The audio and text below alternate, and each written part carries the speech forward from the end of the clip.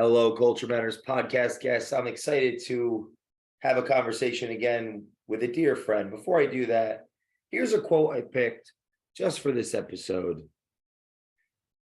No sense of irony here. Oh, no, this isn't the quote. This is me still talking. Here's the quote.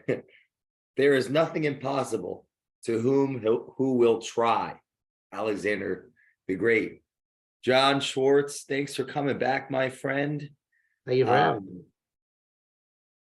I originally had this other quote, and I'm curious what you think about this. And then I changed it to the Alexander the Great one. It says,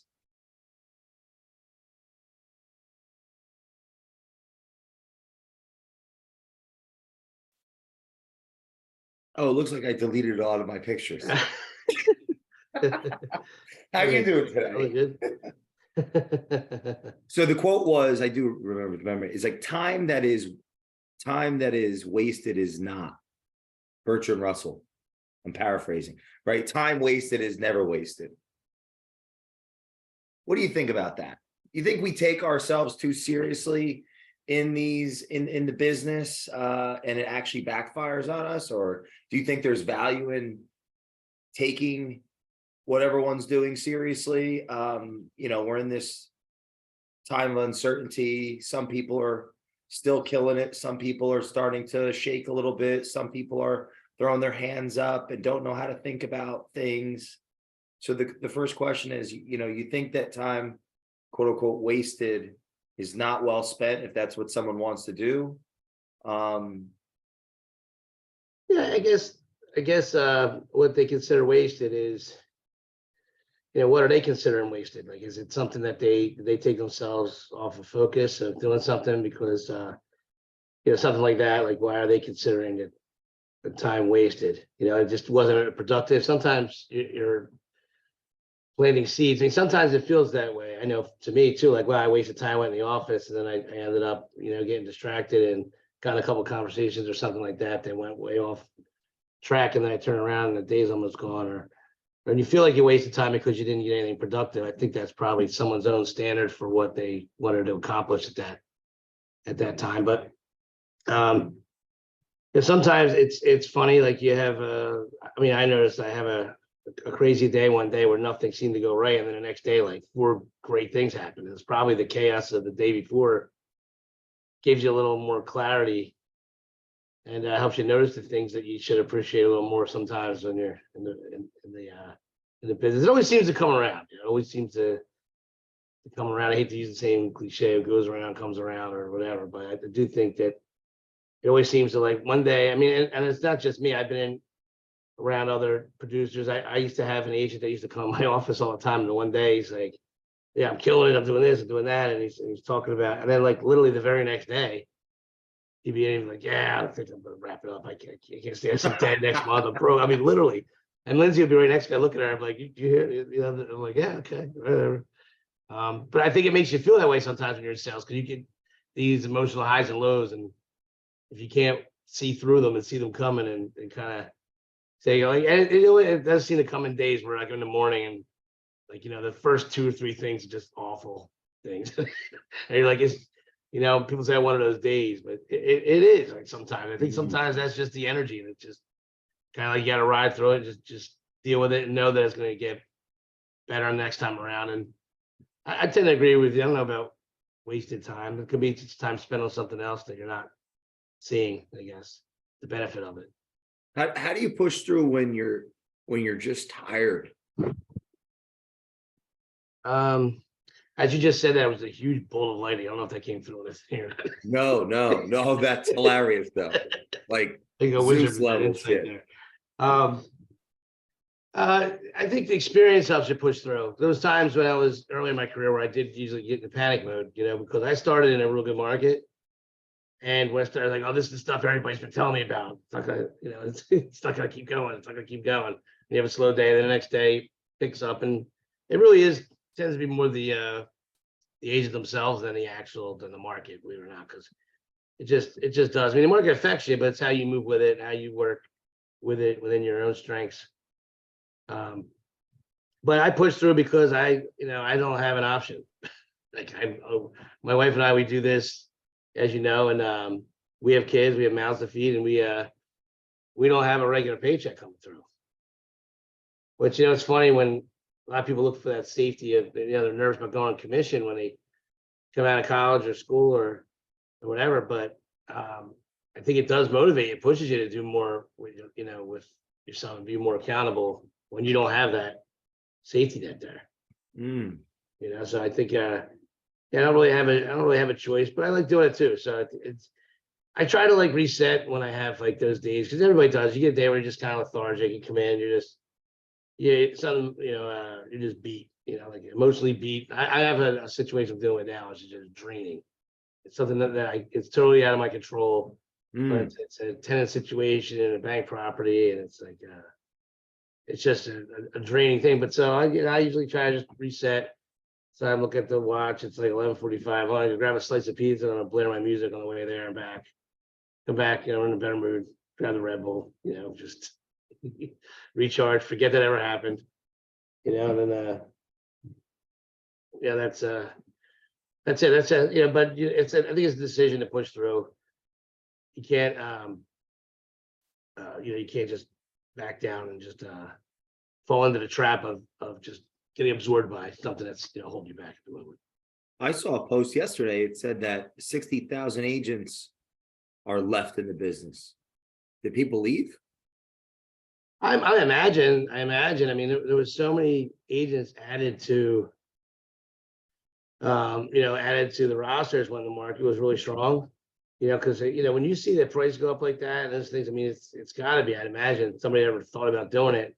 They see there's, they watch these shows on TV and then they see these giant commission numbers and they get excited and jump out in it. But it's not that. You either have it or you don't. Like I just, like it's a kind of I don't think it's work ethic. I don't think it's, I think you have to be.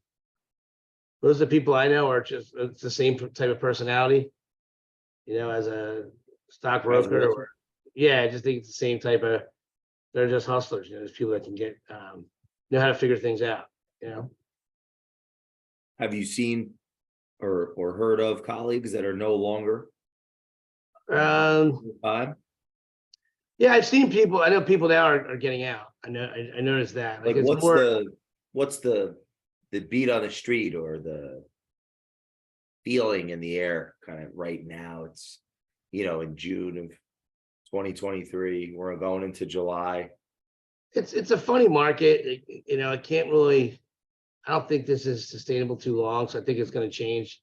They've been through stuff like this before. It's very limited inventory. Which I think is forcing people to kind of just hang it up. If you're not doing this business, you either got to do 20, 30 transactions a year to make it a career, I believe. If you're not doing that, you're just gonna, you're not gonna survive. It's expensive. Gas expensive.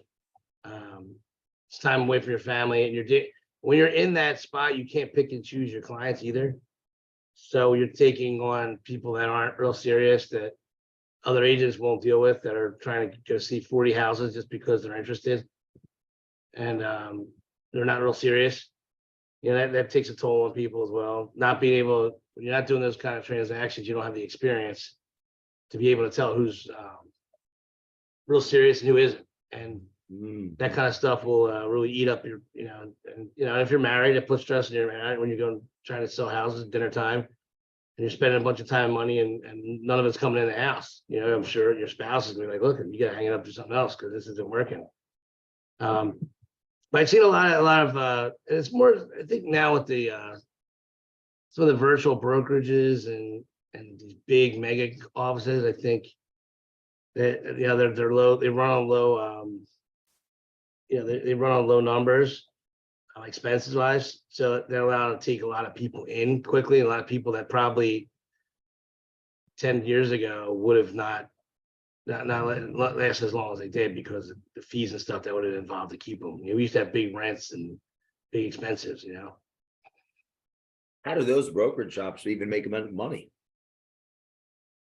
I think really it got so most of it's ancillary. Like I think a lot of them are making money on joint ventures and title and mortgage and things like that more than they are actual often because the good brokers, I mean, the ones that bring a lot of business, they're not paying a lot of money to the office, and the ones that aren't doing anything, they're not bringing anything either. But you know, like anything else, you do enough of it. I mean, if you got 500 agents bringing in, you know, a little bit of money in a lot of places, I mean, that could be, I guess, profitable. You know, you just made me think of something like somebody that has a really good branding presence or personality in that way. They don't have to actually have a business. Yeah, it's certain that They way. A just lot put of people deals are, together. If money's cheap, they don't have to actually have a business. They could just be really good at putting people together. But like when the times get tough, I don't yeah, know well, how yeah, well they you're fare. dead on with that. And they've been trying to do these for sale by owner companies and these reduced commission companies and online, you know, for sale by owner company. It doesn't work. You need someone that goes in and fixes these kind of problems that arise at the last minute, you know, like and has the connections and the experience to get through those issues. Because sometimes really wild and crazy stuff comes up, man. I mean, like, Hmm. you know, I mean, I had a deal one time where, I mean, this isn't even one of the crazy ones, but I could tell that I was getting jerked around. She's telling me the lender's jerking her around. She's not approving. The lender's like, no, I don't know what the hell she's talking about. She's approved everything's good. The whole time she was lying and taking the bank down payment money and spending it. Never told the husband. So he goes Holy, on, and then she kept trying to get me to quit. I wasn't quitting. I'm like, I don't know what the problem is, but it's none of the things that you're telling me. So I'm going to make it. So I kept making. She showed up at the table ready to close with no money in the bank account. And the husband was there. I could have just been like, yeah, you're right. The lender said you're not approved and stuff, but she doesn't know. I don't deal with lenders that if they don't tell me up front, it's 100%. I don't trust them. I'm not going forward. And if they did, and I know they're not going to lie to me. So I'm like, well, it's not him. I know it's not them. It's definitely you. You got to tell me what it is. And I'd ask her. She's like, no, nothing. You know, I just can tell I'm not approved because of this and that. And sure enough, at the table and you know, fessed up. You know, well, can you show us the bank statement, the deposit, down payment? You wanted to get the check today? Yeah, the bank was closed. Can you show me that you have it in there? I'll make sure these people don't sue you. It was maybe just a mistake. It was tomorrow. I made her do it right in front of her husband because I kind of figure out what was going on. So if nothing else, maybe I helped ruin their marriage or save it. I don't know. what If did I you was a find husband, I out? would want to know. That would have kept charade would have kept going on forever. Holy cat! So they spent all the money She spent the whole down payment money, the 20 on. some $1,000s. I never told anybody. If she would have told me a week before, look, I screwed up. I'd be like, listen, I'll flip you into an FHA program with a 10% thing. We'll extend it 2 weeks and whatever. Do you want the house, or whatever? But now she played that lie all the way to the end, and so I mean that's just one thing that happened. That's just one thing. But I mean, there's been oh my God, all kinds of stuff that And goes on. is the lesson behind that this isn't an infomercial for some, paying you $9.95 to become a realtor, because that's kind of not the way it's going to work. Yeah, God no. It's harder than it sounds. Is that Yeah, correct? no, it's. I had another one. Just another short one. I'll tell you. This guy bought this. He was selling us a very expensive house. I got another offer from another agent, a well-known agent that should know better. The thing came through, and they wrote the check to the wrong person. They wrote it to my seller, which means they would have had to look his info up online to write it, which tells me they're trying to buy a couple days. I mean, I lived in the city. We had supermarket in a tough area at the time, and we had people trying to sell us a roll of quarters that was all like quarter on each end and No. washers in the middle. I'm thinking like, how long does it take to put that together? I mean, it's $10. It costs you 50 cents already. I mean, I guess it's a good profit margin if you get a lot of time. But so I had to deal with stuff like that. People trying to bounce paychecks to us and stuff. So I'm a little more like I do my research when I get stuff, because if you take a bad check from somebody, it's catastrophic halfway through. I mean, everything blows up. And now people's stuff is on trucks, families are moving, kids aren't going to school where they're supposed to, and things like that. So, but yeah, their computer's not gonna do that. They're just gonna take the check, take the contract, and they're not gonna go and look at all that stuff and figure out why they lied. Why do they lie about it? Why do they want it? Why do they lie about it? In this case, I got an argument with my seller about it. He told me I pushed the issue too much because I apparently offended the buyer, and now they're not gonna buy the house. I'm thinking about it. You're not gonna buy your family's home because I was offended that the check that you wrote to the wrong party was checked on. And when I called the bank, I said, is there 10,000 in this account? They said, is there, you mean $10? No, do not take that check. Now the Holy- buyer was offended because he was apparently some big shot. And every time I called the agent, he was somewhere else fancier. Like he was in, Belize, or he's in Japan because he's a big music producer. Well, come to find out later on, I'm actually selling a house to that same buyer, that same seller that was really mad at me at the time that I blew this supposed deal up. And the house I'm showing him was vacant. And don't you know, the agent says to me, he starts talking about what happened. She said, yeah, FBI and CIA came in and closed at Homeland Security. This guy was doing identity theft. He used to put the social security numbers on contracts. He would do whatever he could to get a contract from you to get your socials.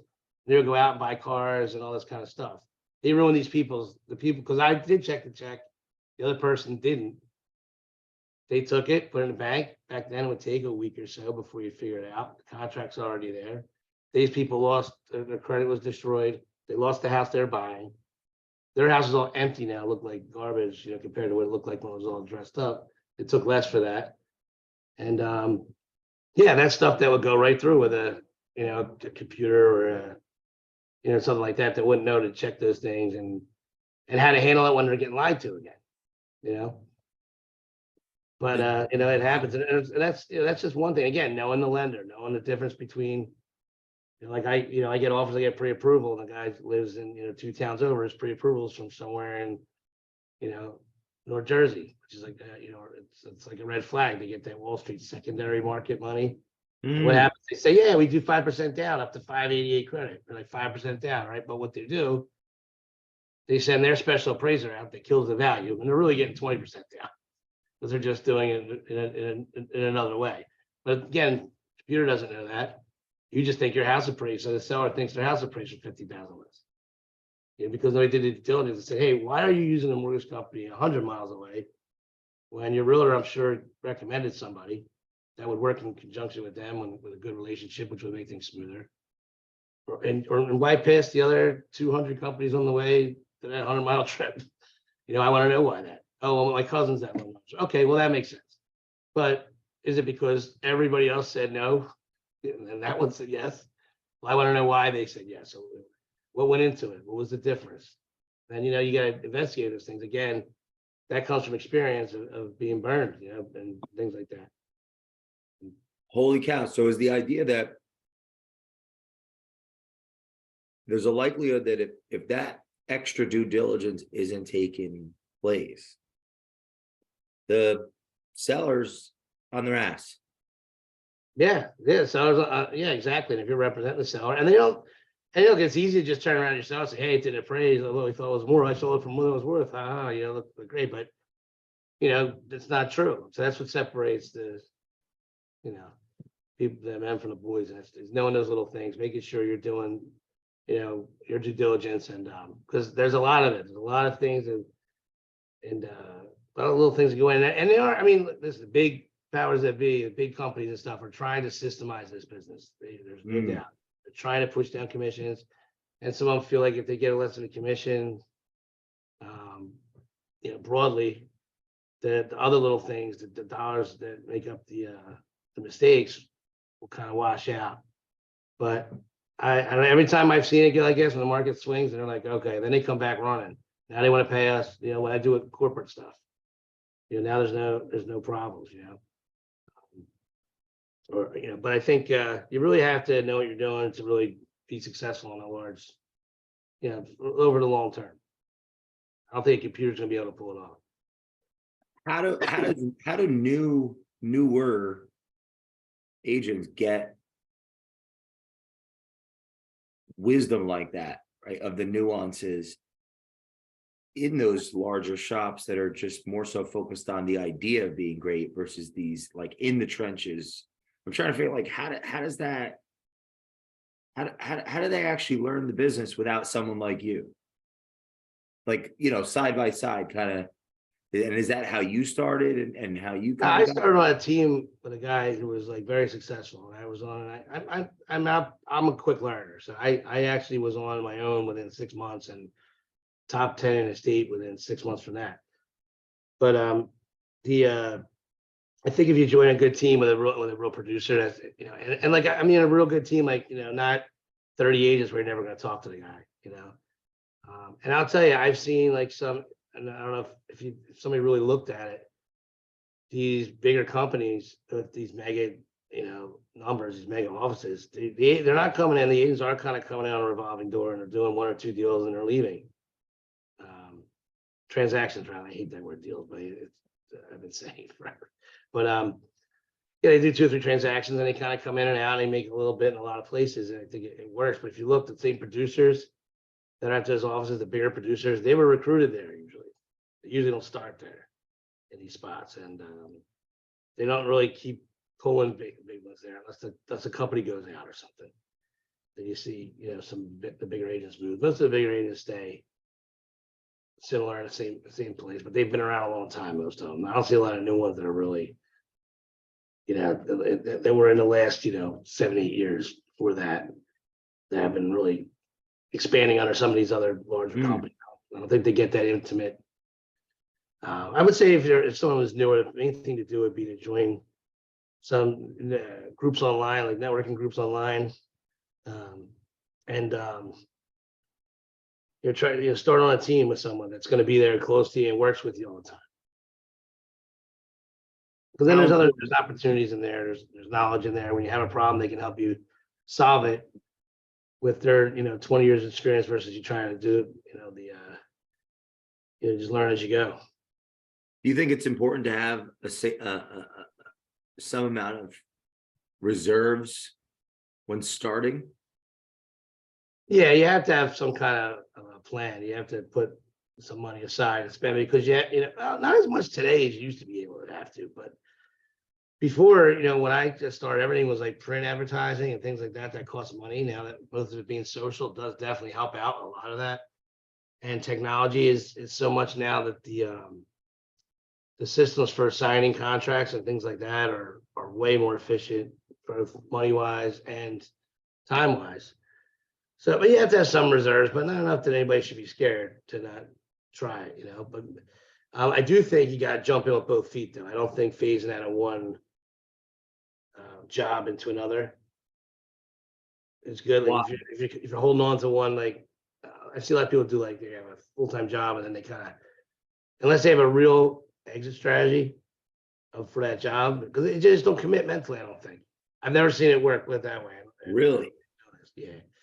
You got to jump in like any other business. You got to go jump in. Do you think part of it could be if you have a job that has a steady income and you manage to full-time, part-time?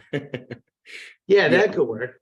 Yeah, that could work. If you have like I know people that work from home with other jobs, they work 3 or 4 days and they can actually, if they get done quicker, can shrink their hours down. And you know what? Police officers, actually, I've seen a lot of police officers that have been able to do it with, I don't know if it's their ability to read people, help their career a little faster, get along. But I've seen a lot of police officers transition out of, like when they got 5, 10 years. Well, we just don't know how many people have died in the midst. Yeah, that's true. Yeah.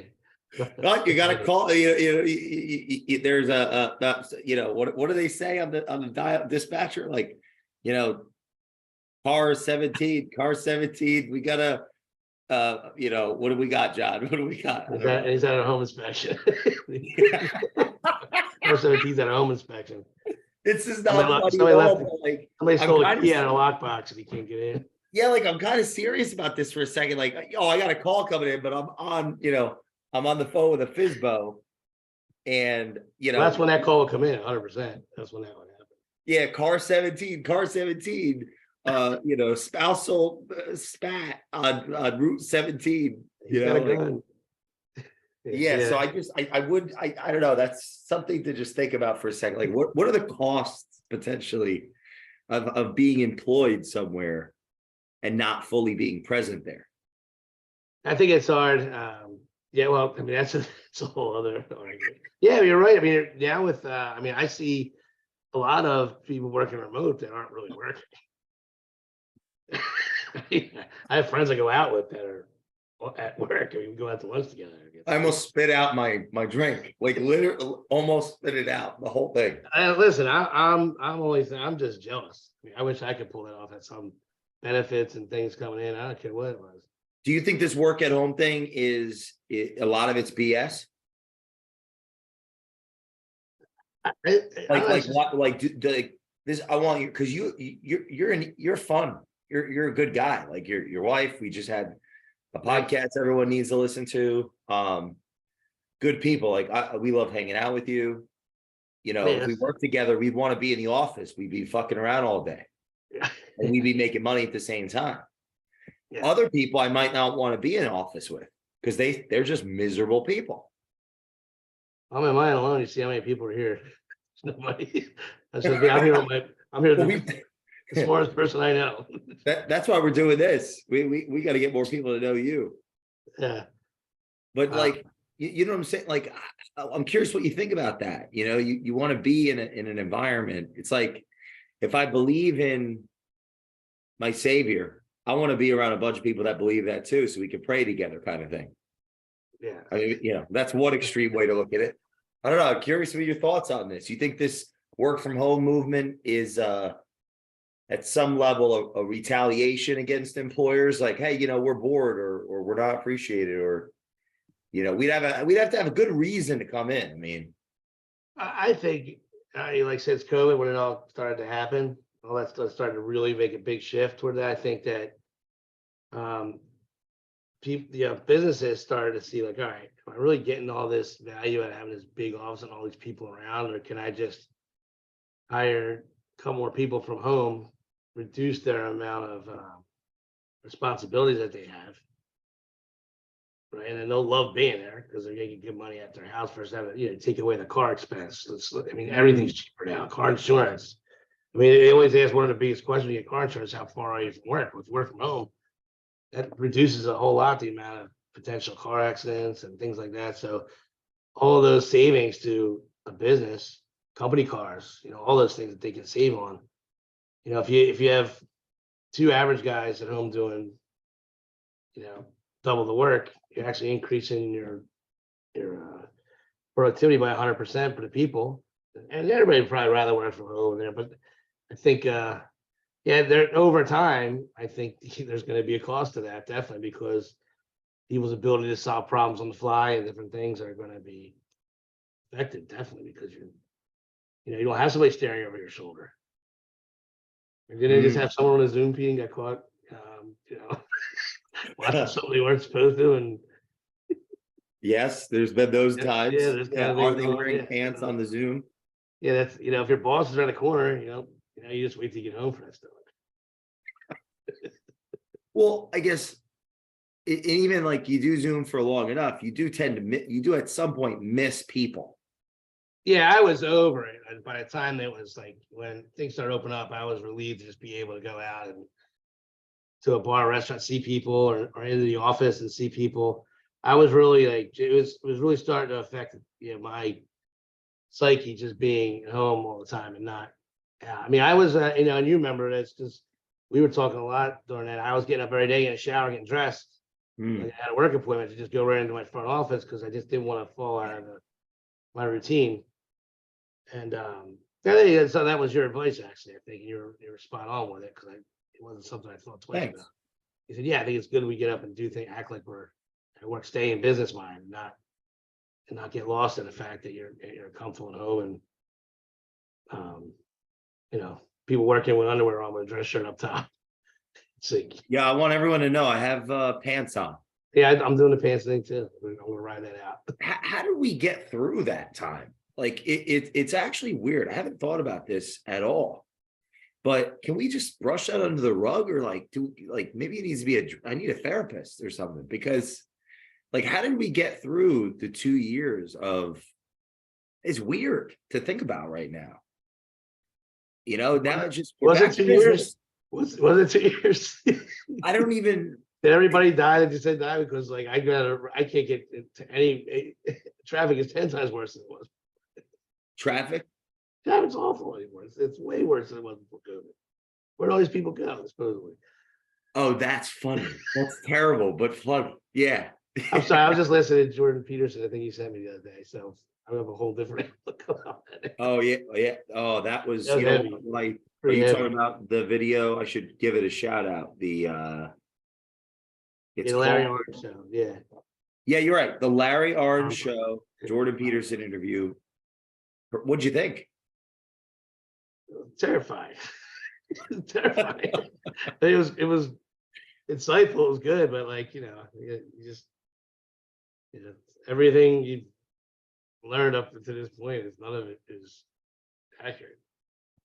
Actually, there's a lot of ways to look into it and read into it, but it's pretty wild. Do you feel a sense of, I guess, is there a level of excitement or is it angst during this time, right? We're out of the pandemic, quote unquote, or into a new, I don't know, there seems like there's a new macro, Yeah, not I maybe feel like in serious, business, but I feel like in business in the future,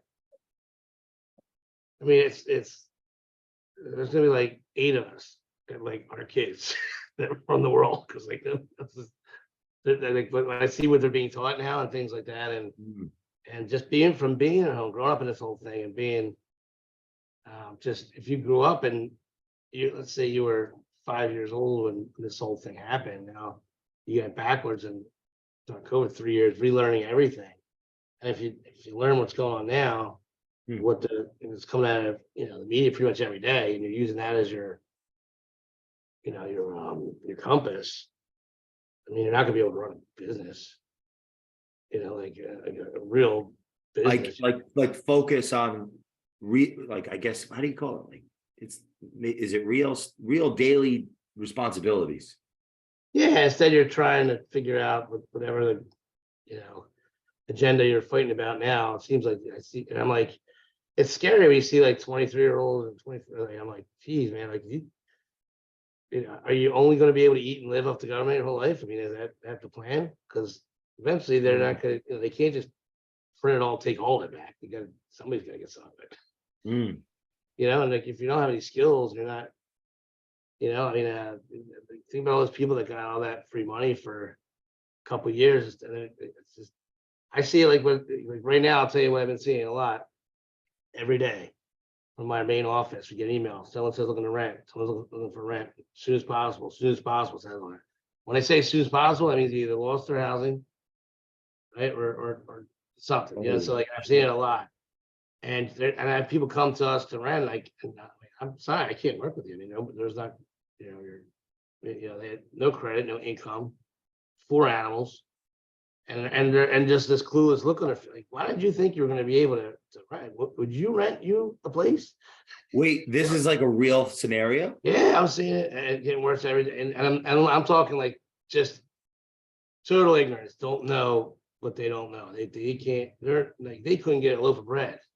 And it's 4 animals, no income. yeah. Nobody rents that with people in animal. But right now in this market where it's very low inventory, landlords aren't renting to people with animals unless they got perfect credit. It's like one small animal with a big deposit. And it's like that one unicorn person who just doesn't want to own anything and has tremendous, amazing financials, and they're older and experienced, but like, and the prices are so high. And we have one, I'm dealing with one. This building was foreclosed on. This one was a tenant in there. She was paying $700 for a month for the apartment for a couple of years because the owner was just taking the money and not paying the mortgage. But she's like, yeah, she's got animals and like, doesn't work and needs a place for $700 a month. I mean, you can't even get in like the areas that were depressed here for double that. You cannot get. I mean, like, what is going to happen to these people? I just don't know. Like, they just don't know that it's like it's a thing. Like, yeah, you can't just go and get a rental that easily anymore. You never really could. But a lot of people, I just see like now the prices changing and think all these effects of what happened in the past recently are starting to come to light, and it's like I said, I'm just surprised at what people don't know about stuff, and they're just look, I don't know everything, but I know what it takes to get a house, to get a car, or something. You have to have your credit line, you have to have money coming in the bank, you have to you still have to you have to be strong on paper. But a lot of times I think people just hey, whatever, and I'll go get a job or I'll go do this and it's not that way anymore. It's gonna be a lot harder, and people are less educated on this stuff. You know, that we had our parents, our generation, you know, they would draw into your head when you're younger, but I don't see that as much anymore. Yeah, what do you think that, you like your oldest age group? Are My they? daughter says, well, I keep studying with her, and I mean, I talk to her, and so she's grown up around this whole life. Yeah, she has a business plan for something she wants to do down the road. She has she's graduating college this year, but she also she's working to get her banker's license. She passed the the federal portion, has to get state portion. She wants to get out of school, and I told her you got to jump on it because 3 or 4 years it's gonna happen quick. Your friends will be 23, 24, they're gonna start getting married, and you'll be out here doing it. You advertise on social, by then you'll have 3 or 4 years experience in it. And the hardest thing to do in that business is make relationships with realtors that can give you a steady business. And you know, she'll get that from me and other people that she's grown up with. I think she just gets that frame of mind. She totally gets it. And we talk about things, we talk about stuff. And she'll tell me How about important- what's going on. How important is it to talk to your kids about life? About Oh, very, very much. I mean, they you know, kids today, I mean, I hate sounding like that. I sound like an old man, but you know, they don't learn how to get. What are you, out of the 72? textbook at school.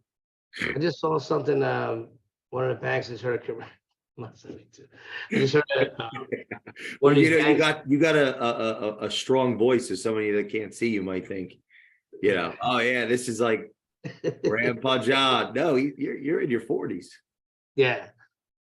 I'm 49 for about another 4 months. I'm trying to help you out, brother. I'm trying to help you out.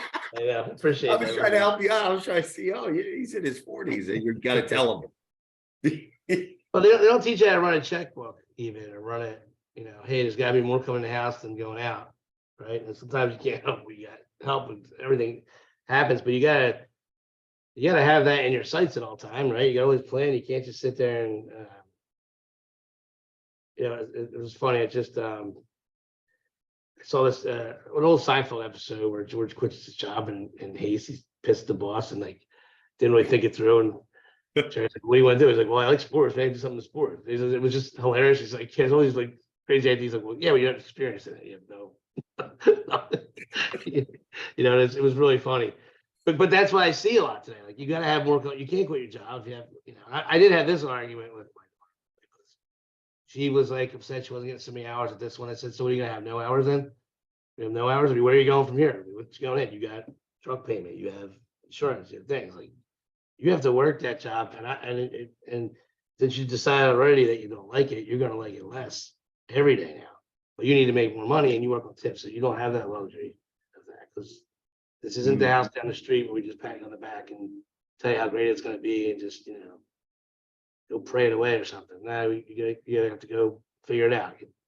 Go to this place, go to that place, and kids being kids trying to shoot you down your ideas. I'm like, I'm not giving you these for me. I don't care if you do any of them. I'm just telling you, these are ideas you should be having in your own head. Because you got to have more coming in than you got going out. And you have certain things you have to do. You got to eat, right? You like to go out with your friends, you like this. This is what you have to do. I just heard a bank commercial the other day, which was, and you and I know, we have our own opinions on the banking industry, but it was saying like, they give you like amnesty if you bounce a check. They give you like 2 days to.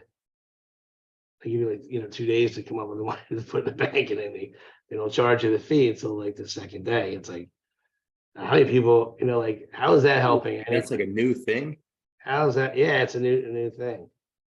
That's scary. And if you read what people give in those fees to the banks for bouncing checks and overdrafts and stuff, it make you sick to your stomach. You think so. And it's over like a $50 item.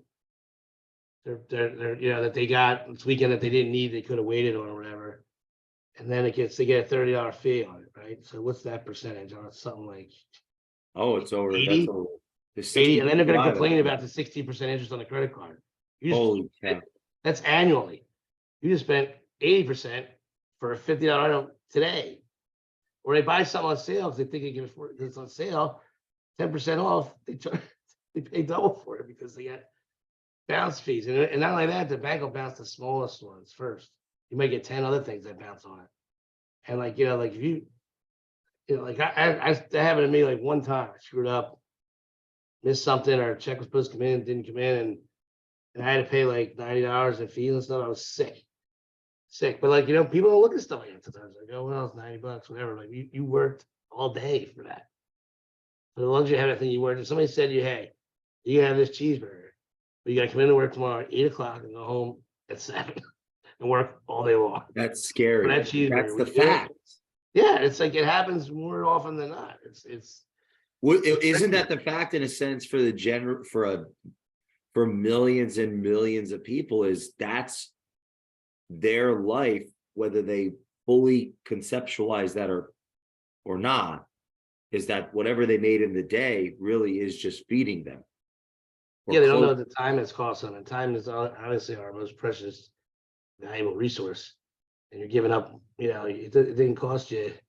I mean, don't even look at the price of it. Don't look at the price of it. If you're not gonna pay it anyway, who cares? Just who cares?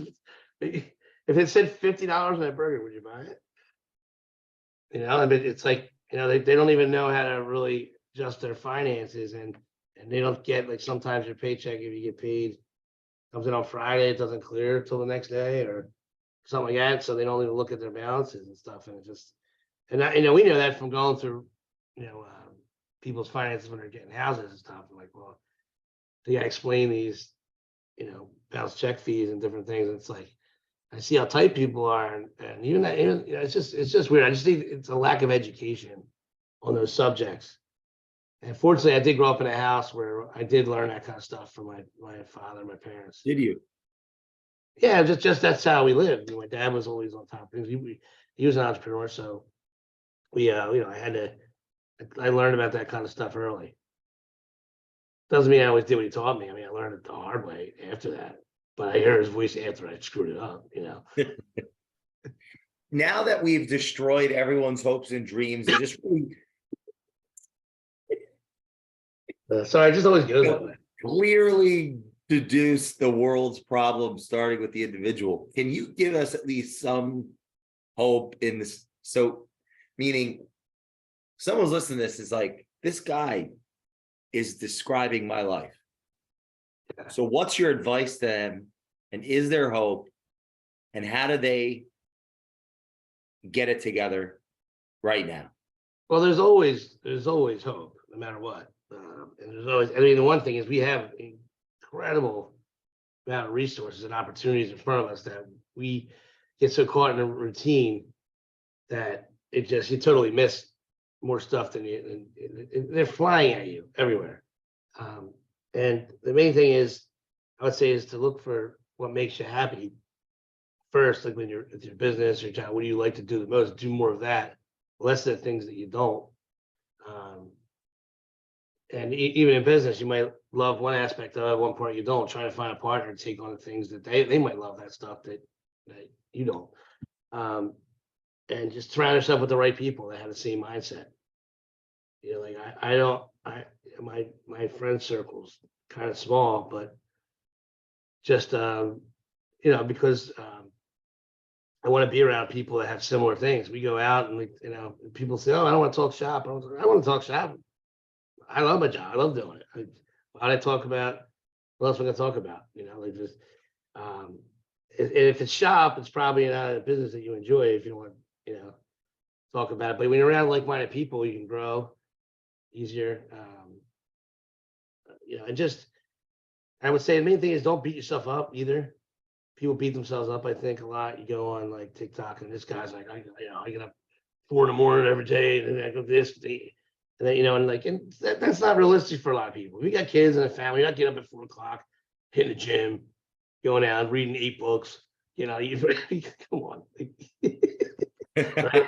They take in your home with the family, it's like, if I was doing that, I'd likely not be telling anybody. But then people feel shitty about themselves, so they don't do it.